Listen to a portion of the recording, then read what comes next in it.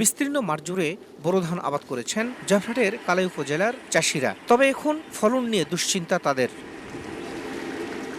জয়পুরহাটের কালাই উপজেলায় গত ১৩ থেকে ১৫ মার্চ পর্যন্ত টানা বৃষ্টিতে তলিয়ে যায় ফসলের মাঠ। জলাবদ্ধতায় খেতেই পচে যায় আলু।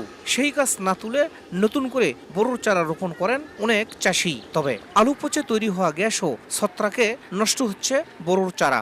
বৃষ্টিতে আমার প্রায় ১৪০ শতাংশ জমি আলু নষ্ট হয়ে যায় অতিবৃষ্টির কারণে। আলু মাইরা আমি ধান লাগাইছি, ধান লাগানোর পরে আবার সেই আলুর গ্যাসে ধানগুলো নষ্ট হয়ে গেছে। আলু পচেছে, সেই জমিতে আমরা ধান লাগে আজকে অনেক ক্ষতিগ্রস্ত। ধান গাড়িছে, ধান সম্পূর্ণ পচে নষ্ট হয়ে গেছে। বারবার মানে রোপণ করার পরেও এই আলু ধানের এই অবস্থা।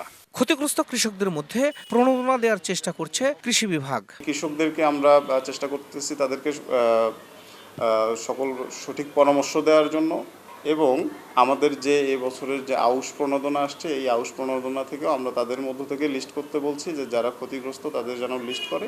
কৃষি বিভাগের তথ্য অনুযায়ী কালাই উপজেলায় এবার ১১,৯৫০ হেক্টর জমিতে বোরো ধান রোপণ করা হয়েছে, যার মধ্যে জলাবদ্ধতায় নষ্ট হয়েছে ৫০ হেক্টরের আবাদ।